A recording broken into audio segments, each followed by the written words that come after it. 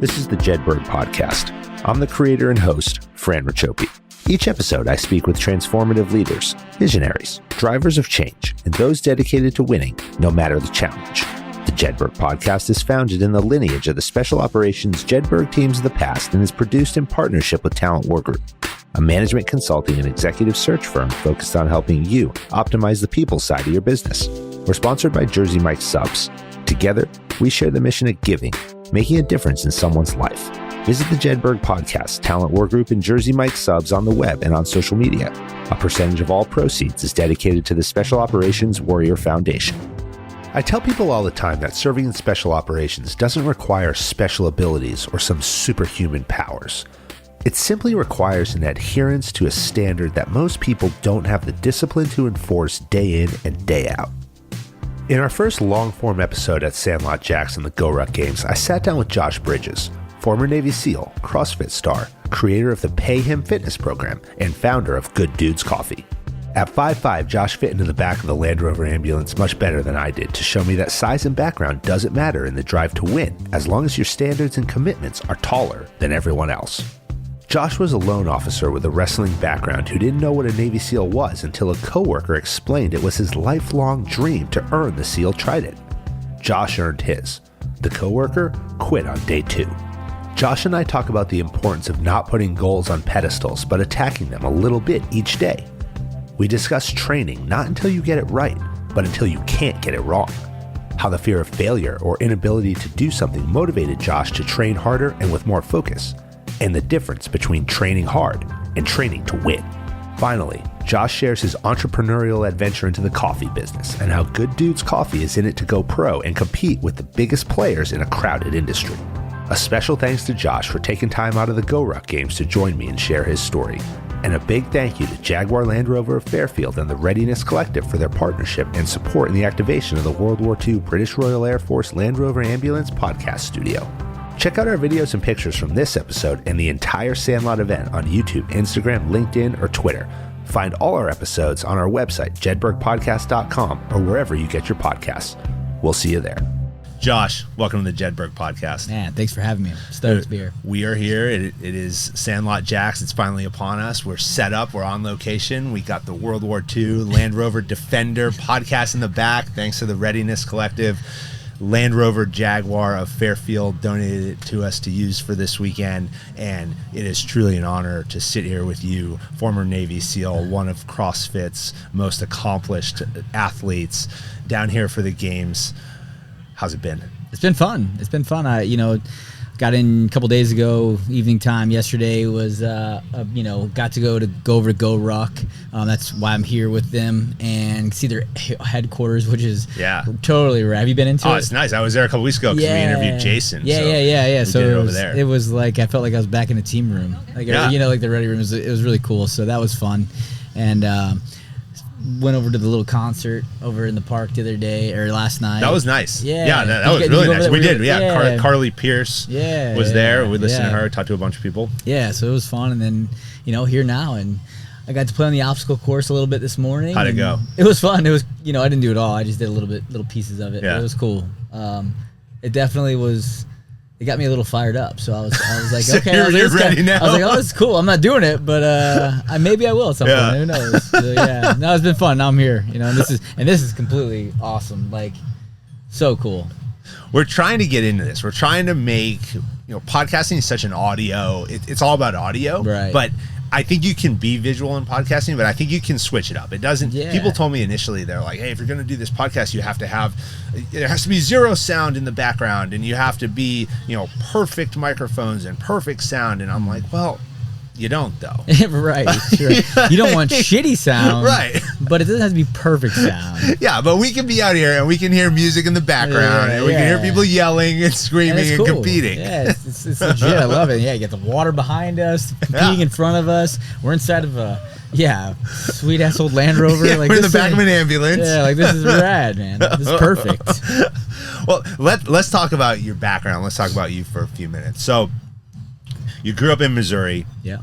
And you were a wrestler. You were into some other sports, but parents told you that you couldn't play hockey because it was too expensive, which is true. Yeah. You've done right. I know. I got kids. I got an 11-year-old, 9-year-old, and I'm like, you're not playing hockey either. Right? Boys or girls? Boys, 2 boys. All right, yeah. I have a 12-year-old daughter, and my son is 2. Oh man. Yeah, we got a third on the way, so Congrats. we got a big gap. But we're in the Lacrosse. Okay. It's Connecticut. Yeah, you're in the north. Yeah, you're in the Northeast. I actually, growing up, I always wanted to play lacrosse, but we didn't have it in the Midwest. So wrestling was it. Yeah, and then like me and my brother, we were just. We were both, feisty and, got into trouble, and wrestling just kind of... I remember actually the high school wrestling coach came into the junior high, and I walked past him, and, I'm short-statured, a little bit thicker, and he's like... 5'5", I read it, 5'5", and one of like the shortest CrossFit guys. 5'5", 170, and he goes, he's like, you're built like a wrestler, you should be wrestling. And I looked at him, I was like, okay. And then my brother started wrestling that year in high school, and so I was like, I started in 8th grade. But yeah, it was fun, man. Wrestling was a demanding sport. I actually always said college wrestling was harder than buds. Yeah, physically. And there might have been a couple of reasons why that was. Yeah, why? I think at the time, I've said that about rowing. I was a college rower, and I say I would have never passed selection if I hadn't rowed. Yeah, and maybe it was the mindset I had at the time. Being young, being an 18-year-old kid, going into college, coming out of wrestling, had kind of an ego.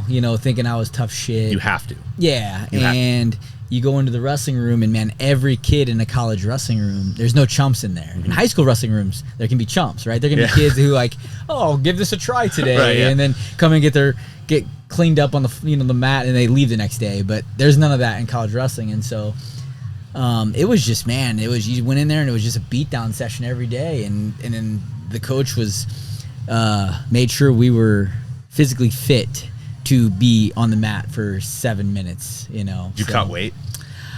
I always watch them in like the rubber suits. And they'll be on the Stairmaster and the rubber suits. I didn't have to cut too much weight in high school. I cut a little bit. And then in college, the coach wanted me to cut even to a lower weight than I wrestled in high school. And I told him no, and that was a bad mistake. because I went up to the next weight class, and I mean I was wrestling guys who were just so much bigger. Who were the weight class above that one, cutting weight to go to there. They were cutting to get down to there, and I'm like, I was barely cutting, and I was like, this was a mistake. And these boys were big. They mopped me up. So yeah, I got tuned up a lot in college wrestling. So there's a couple of quotes and there's a couple of stories about your time in college where it talks about you lost yourself a bit. And I told you before we started that we have this podcast, we talk about elite performance, we talk about everything that is required from a characteristic state to achieve things, but we never want to leave out the difficulty that people go through to get there, right? Because no success is ever without failure, without something that you have to go through adversity and you have to persevere through it. So can you talk to me a little bit about what that college experience where you talked about losing yourself?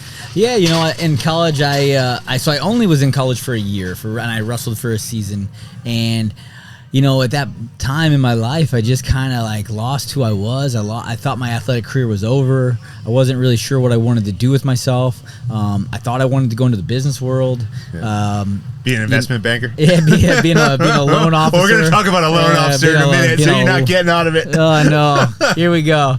Bring back the glory days, right? Yeah, the real glory days.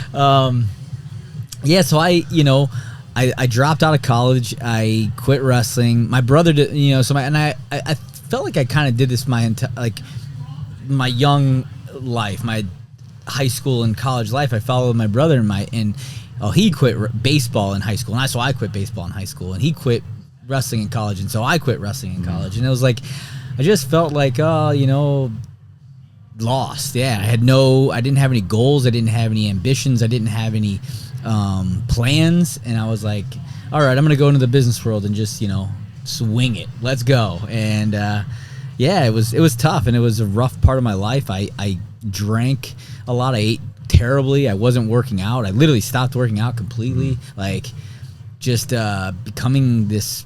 That feels good for like 3 days. Seriously, it really does. So I've done that too, where I'm like fuck it, I'm not working out. Like, you know, I'll be fine. And for the first 3 days, you're like, this is not that bad. And then you wake up on 4 and it's like, oh God. Yeah, this isn't going anywhere quick. I'm going nowhere fast.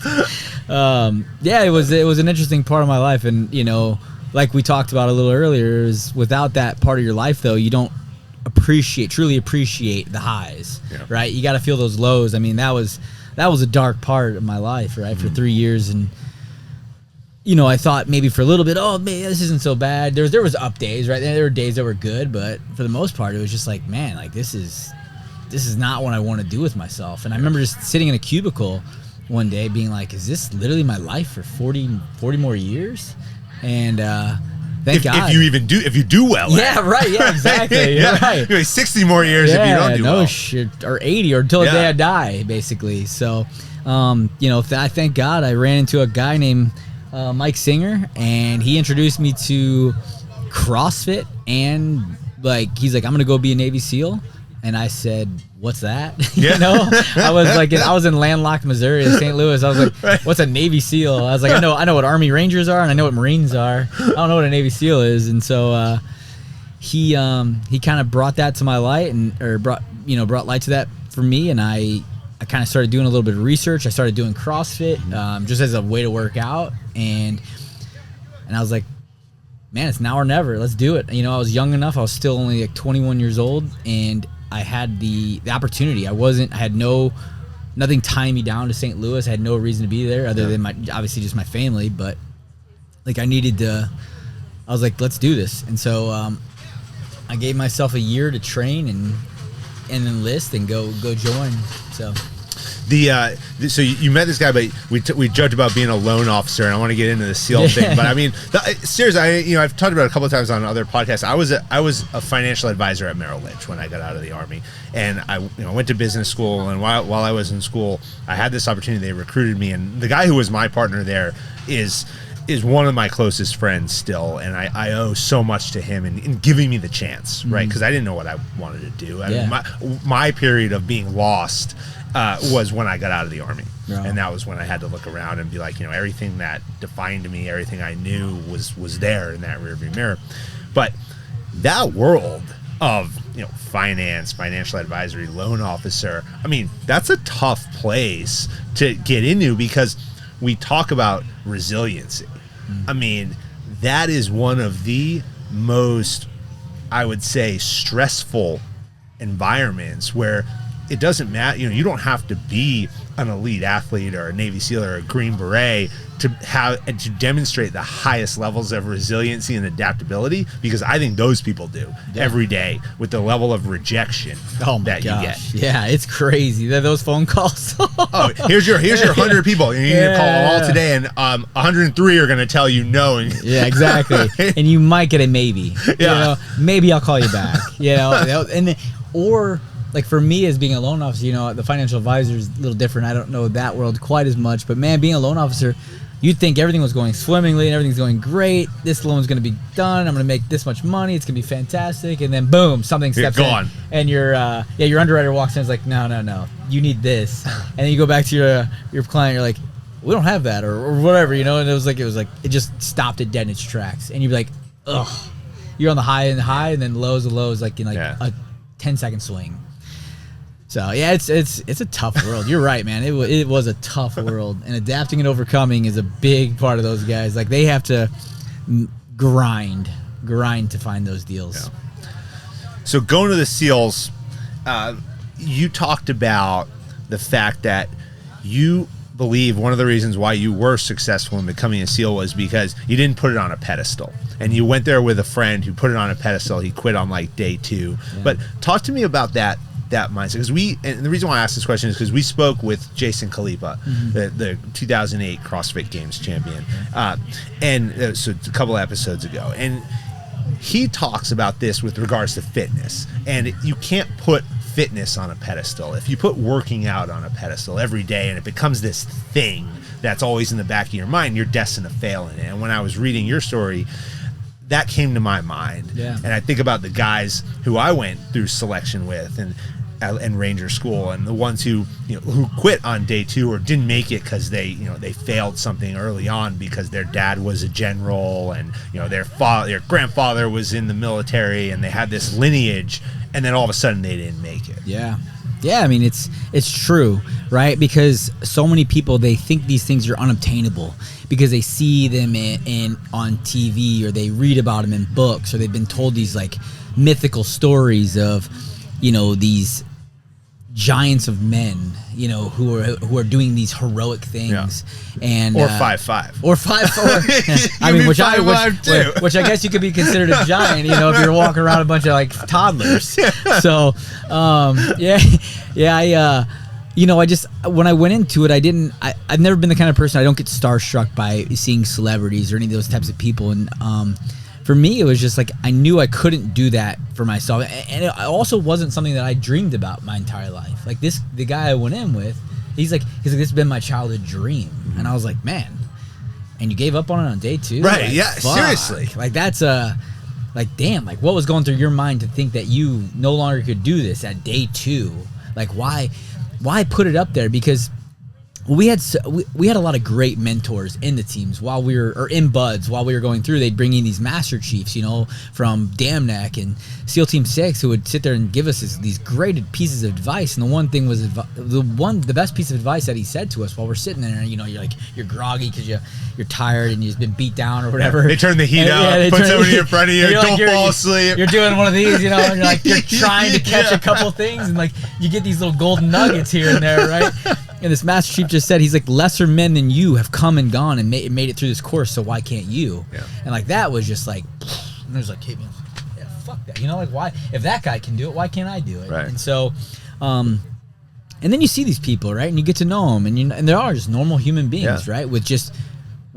They're very resilient. They're disciplined. They adapt. Like all these characteristics that you're reading off, man. Like they carry those into their life, and they don't put the job up on this pedestal because it isn't. It's just a job. Yeah. It's a career. It's our career, whatever you want to call it. But it's a mindset going into it being like, if that guy can do it, so can I. These guys aren't any. They're normal human beings. They're not superheroes. They don't have superpowers. They're just men who went out and they worked for what they wanted and they got it. And so, for me, that was the same thing. It was always and just like you talked about, Jason, it was the same thing for fitness. When I got into CrossFit so early, there weren't really many big names yet. Yeah. And so there weren't people to look up to. I wasn't like, oh, that's Rich Froning. Rich Froning wasn't anybody yet. He was just a guy who competed there one time. And I was like, so I got there and I showed up for my first CrossFit game. Like, who the fuck's this guy? I'm going to beat him too. Right. You know what I mean? Right. And so, I think having that mindset, and you have to, for these types of environments, for going to be a SEAL, going to the CrossFit Games, anything high level, right? You can't be intimidated by those types of people because they are just human beings who've done really cool shit. Yeah. Talk to me about being in the moment of competition, and I'll quantify that in, we talk about fear a lot, and I think I mentioned, but one of the jobs that I do is I work as a performance development coach for Boston University and for the men's rowing team. So I was on the rowing team and I work with the athletes. And you don't have to build for it, but exactly. Yeah. I do, but you do. Yeah. You can be the coxswain. You can be the coxswain, and I'll be the.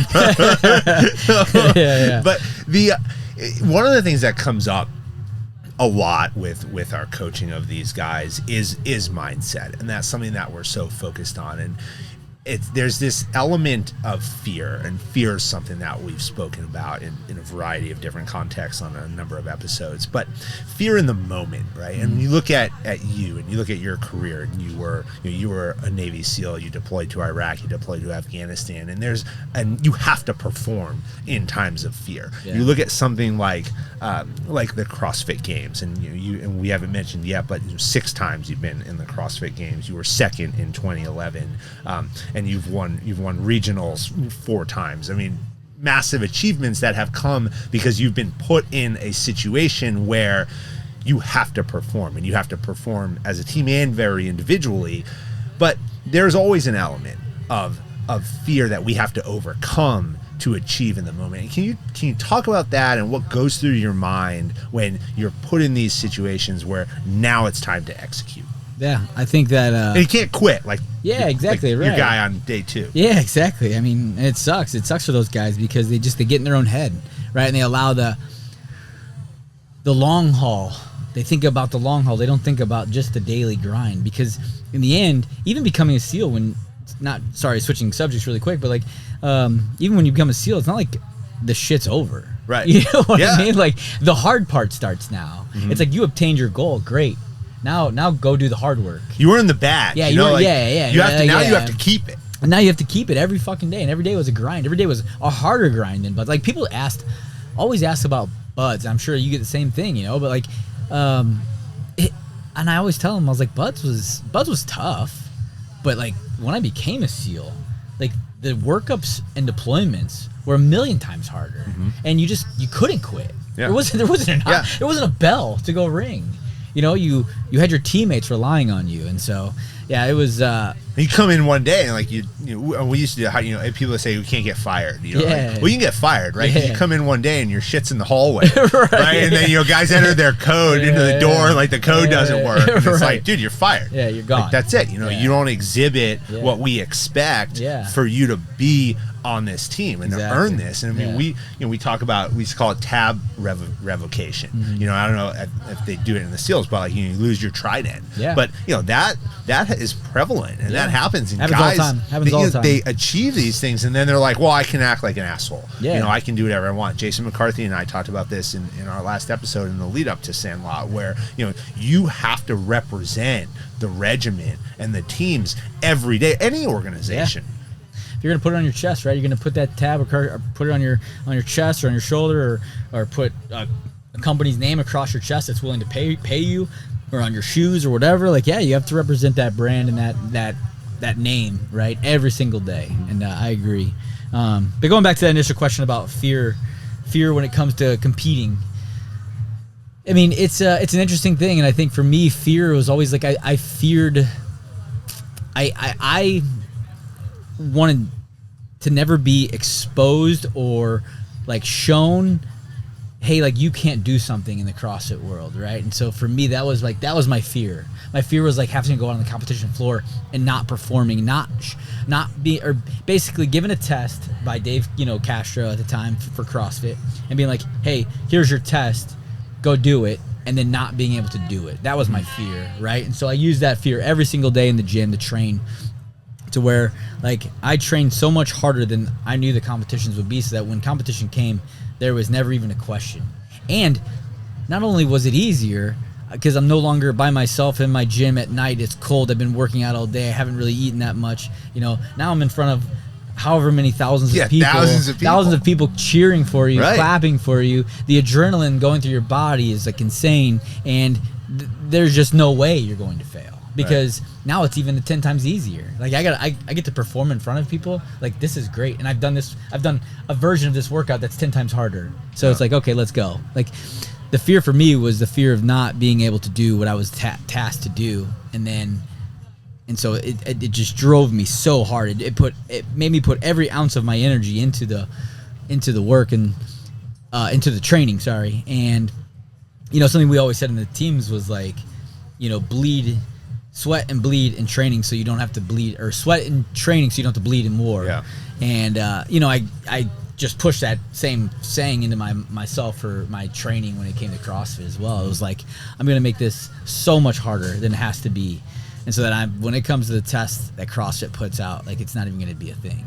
So we talk about it on the podcast, our tagline, our motto is how you prepare today determines success tomorrow. And that's something that I firmly believe in and agree with you in that. I mean, you have to put the work in. You have to think about how are you expected to perform when the time comes to perform, and then you have to create a program to get there. Can you talk to me about your training? Talk to me about, how do you stay, because you've been active in this world for a long time. And this for you in the CrossFit world, it wasn't, this is not a 1 year, let's go out and see what I can do and then move on to the next thing, and you continue to be very active in it. When you look at your training, because you spoke for a little bit ago about the long game and getting so caught up in the long game you lose sight of the short game. How do you approach training now, in your daily life? Now for me it's a lot better, right? I'm not really competing anymore. I continue to be involved in the sport of CrossFit because I believe in it, and I think it's awesome. And I think that other sports like the GORUCK Games and these these obstacle races are so cool, and they're so much fun. But for now, for me, it's like I'm trying to stay fit for life, right? Longevity game. And so I'm not trying to smash myself anymore. Don't get me wrong. Don't get me wrong. I'll get wild hairs and I'll be like, you know what? I want to get after it a little bit today. And I still have goals, but they're a lot less. They're not the highest priority on my list if I don't reach this goal, because I want to be able to play soccer or play sports with my kids. I want to throw football in the backyard with my kids and go play touch football with them, or go play baseball with them, or go wrestle around in the room, in the house with them. And so it's like I'm still training. I still do a CrossFit workout. I do some conditioning because I believe in it. I believe in its ideology. I think that it's the best way to be fit for life.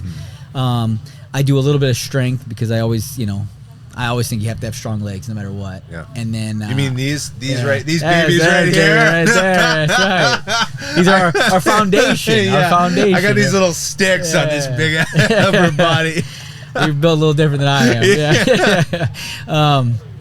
And then I'll do some accessory stuff right now. So it's like I'm working out for maybe like 60 minutes to maybe 2 hours, and that's because I linger. You know, and it's like it's a little more talking, a little less, walking around, a little less or working out, a little more like chit chat, paddywhack in there. So, but man, when I was in the thick of it, it was just all day, right? And you had your list of like I need to do my strength, I need to do this style of CrossFit today, like this type of Metcon, this time domain, or this weight, and for this many reps. And then I went on to the gymnastics portion, and then I went on to the monostructural portion, and then I had my recovery, and it was very regimented. It was very thought out in the process of not so much as like maybe like a written plan, but it was like, these are the things I need to hit these days and these days and these days and these days. And so, yeah, it was a process, man, and I loved it. I loved every second of it. And I think that's another big thing that people get bogged down with, is understanding that the goal, whether it's be a SEAL, staying on top of the podium at the CrossFit Games, winning the GORUCK Games, winning any of these things, like those are goals, and those are what you're trying to achieve. But man, if you don't enjoy the process that takes you to those places, you're never going to get to those places anyways, because that's the 98% of it. Standing on top of the podium is literally like a glimpse. It is a blink of the eye, right? It's a flash of the pan, and it's like, I don't even remember standing on the podium when I took second. I don't even remember it. I have no idea where my medal's at either, and I don't care. Yeah. Like, it was like, because I remember that other 98% of it, the grind, and that was the fun part. That was the part that I loved.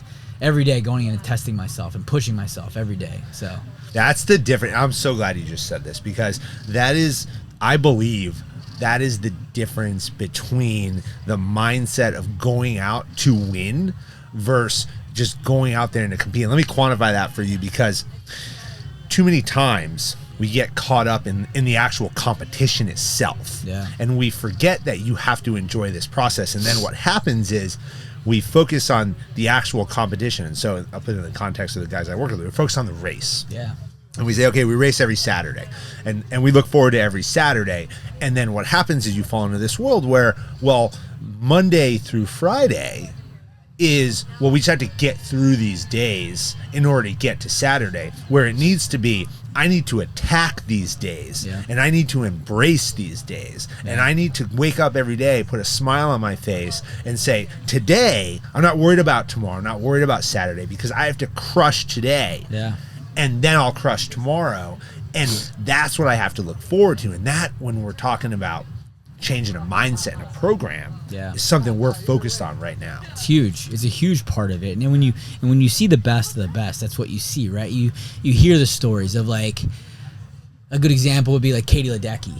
Like I remember reading, swimmer. The female swimmer, and she was like, I remember reading these stories about how her coach on a day-to-day basis would give you these outrageous paces to hold on these swims, and she would almost get them. Like she would never typically achieve them, because he would make them what he thought was unobtainable. Right. And then she'd get really fucking close. And the coach would almost be like, holy crap. And so then she goes to the Olympics and she just blows the other racers out, the other swimmers out of the water. And so like having that mindset where I guess not every single day should you compete every single day, but man, like you should be going hard or focusing on technique or focusing on strategies or, but every day you should be working really, really hard.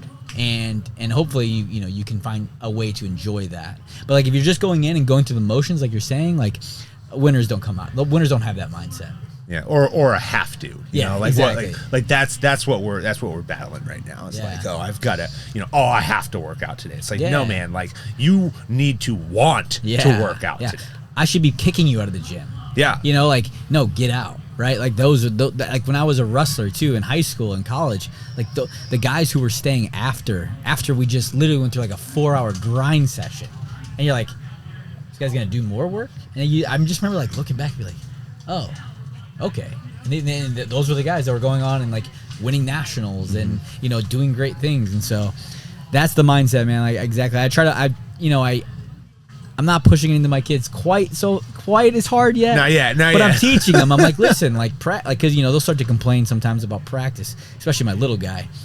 And I'm like, man, like you can't this is where you learn. Yeah. Like the game's fun and great. I can't wait. I'm excited for you to play the games. But these practices, man, this is where you learn, right? Mm-hmm. This is where you build and sharpen your knife and sharpen your sword. So that's what we're doing with my daughter right now. I mean, we've got like 3 levels of it because she's at the games. And it's, like I said, it's Connecticut and Lacrosse. So it's just 2 games every weekend. Right? She goes. She's 12, and she's going to practice 3 nights a week at 8 o'clock at night. Wow. Yeah, it's like 7:30, 7:45, 8 o'clock at night, and they're out there till 9:30. It's crazy. That is crazy. It's super intense, and she's in 7th grade. But then her and I practice at the house. Yeah. And so before she goes to practice, it's like, all right, we're out there 10, 15 minutes, we're throwing the ball, we're working on our technique, and she'll be like, oh, I want to dodge you, I want to shoot because we got to go. I'm like, no. Do that at practice. Yeah. Here, we're focused on fundamentals. Yeah, you can't catch and throw. Yeah. You can't play the game. Right. So the time where we're going to do that is you and me, and then you can elevate that when you go to just teaching them that the really great players are amazing at the basic skills. Yeah, and that's what a lot of people, like kids especially, get caught up in, like the flashy stuff that they see. Like my son's like that. My oldest son, he wants to hit home runs, and I'm like, don't focus on hitting home runs. Hit line drives. Yeah, hit a single. Hit line drives, and line drives become, when you get bigger and stronger, they become home runs. And so, but he wants that big uppercut, Ken Griffey Jr. swing. Right. And I'm like, hold up, bro. First of all, you ain't Ken Griffey Jr. Right.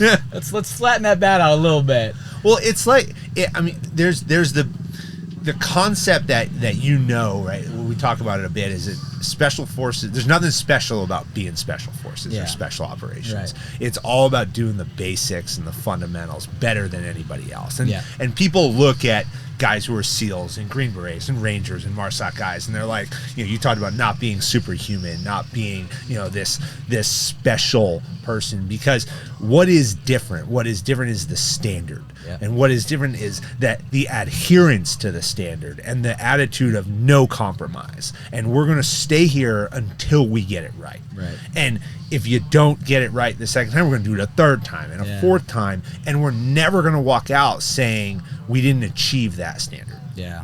Or saying, I'm not going to do it till I get it right.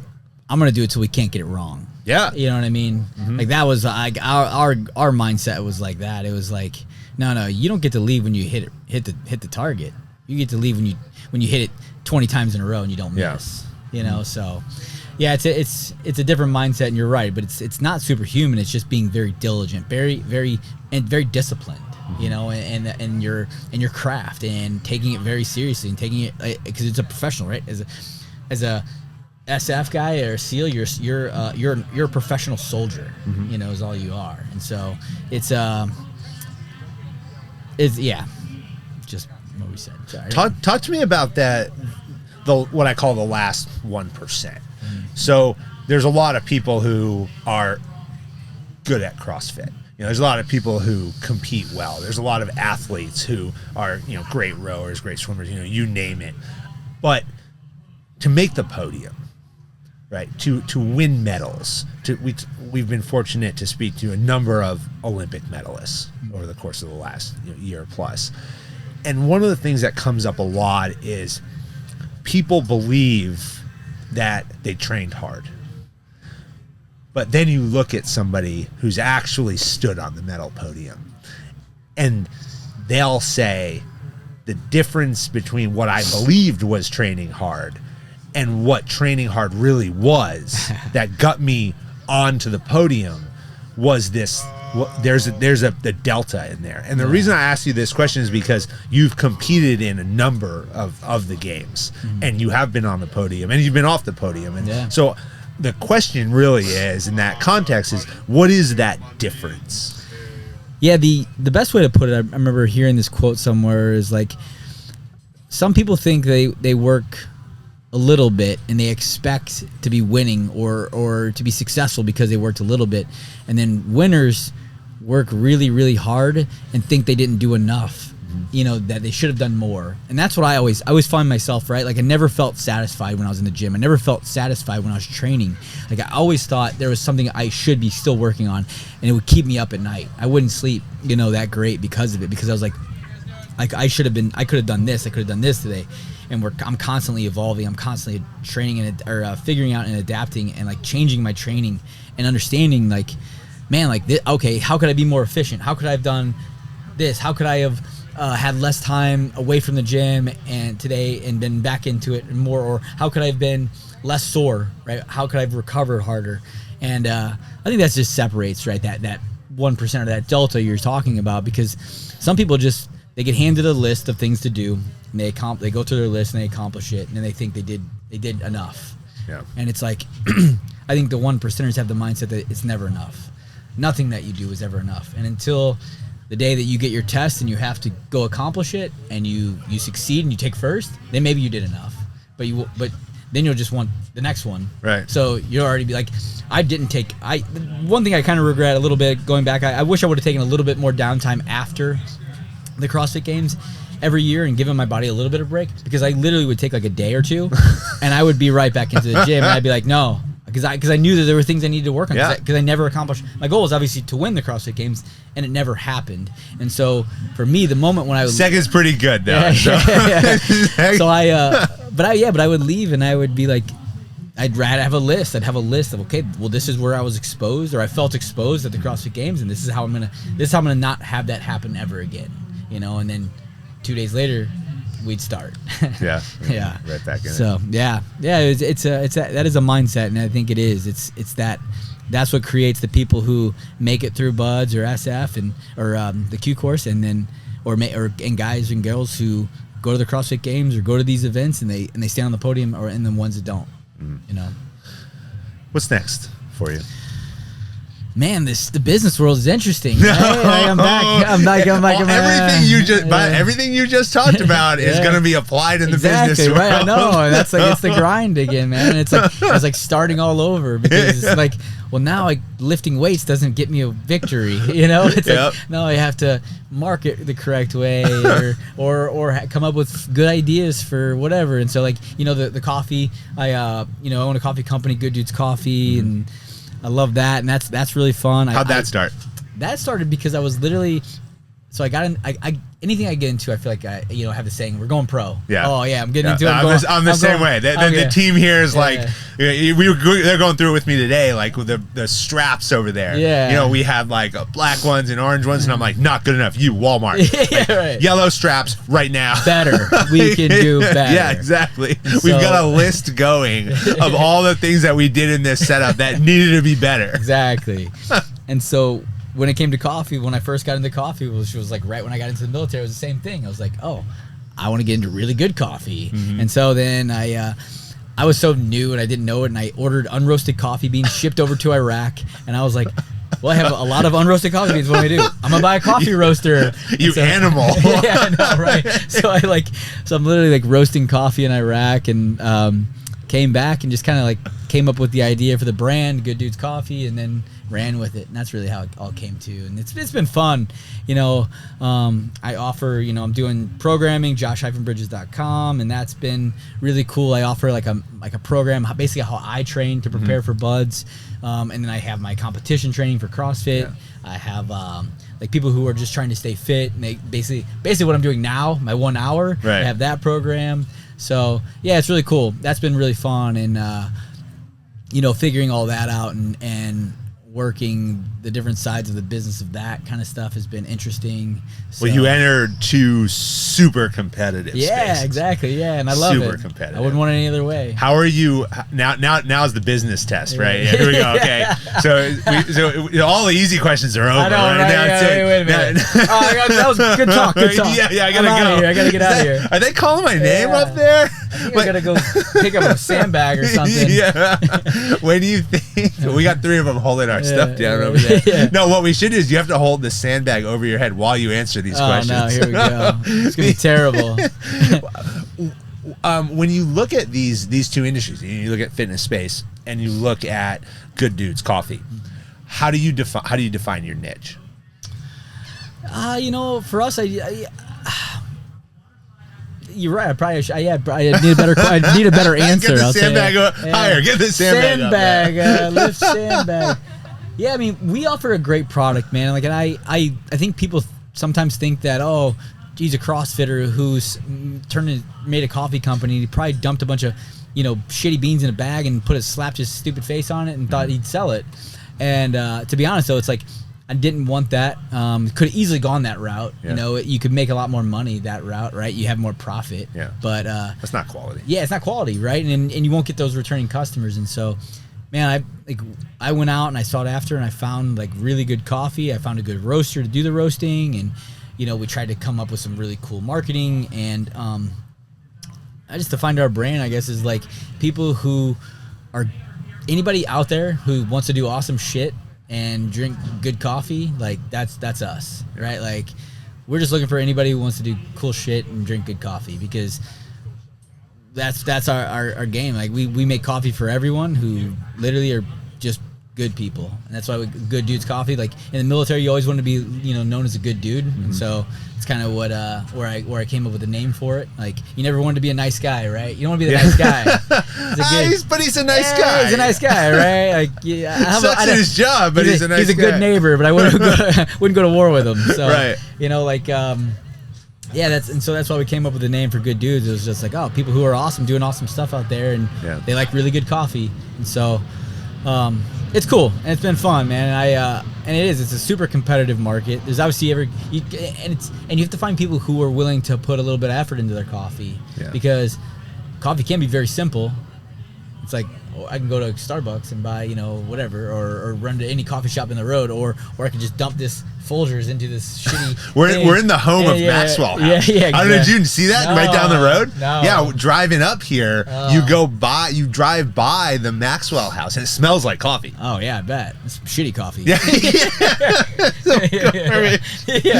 But yeah, no, it's been interesting. It's been fun, man, and I'm excited for it, and we're coming up with some cool ideas. We got some good stuff coming out soon. Good. So yeah, however we can be helpful. Let us know. I appreciate it. Yeah, for sure. We'd love to help you out. Definitely, we'll send you some. We'll have you guys can chug it up and get everyone fired up before you have it on the podcast. Oh yeah, that'd be great. Yeah, love to do that. Yeah. Look, I mean, I think the lessons that you take from the SEALs, the lessons that you take from CrossFit, that mindset applies to the entrepreneur world. Right. You know, the resiliency, the adaptability. I mean, we talked about the drive, you know, the humility, right?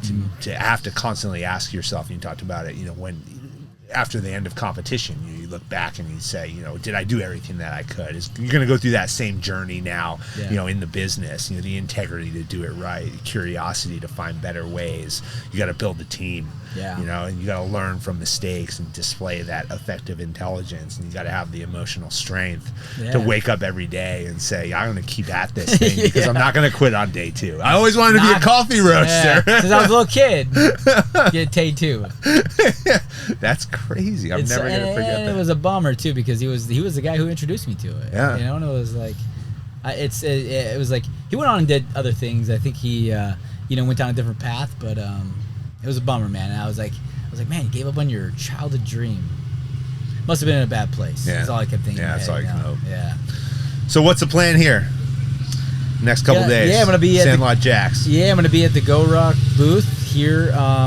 Actually, shortly. So I don't know when this podcast is coming out. I'm gonna get you out here in a minute. Yeah. Go hang out at the GORUCK booth and maybe the Rogue booth and I think we're doing a workout tomorrow morning. Awesome. So yeah. Awesome. Yeah. All right. Awesome. Well, Josh, thanks for joining me. I really appreciate it. Great conversation. Man, thanks for having me on. This was a blast. I'm so glad you had me on, or I got invited on. So you guys got something cool going on here. So I appreciate all your support. Yeah. All right. Thanks, brother. Yeah. Thanks, man. Yeah, that was fun.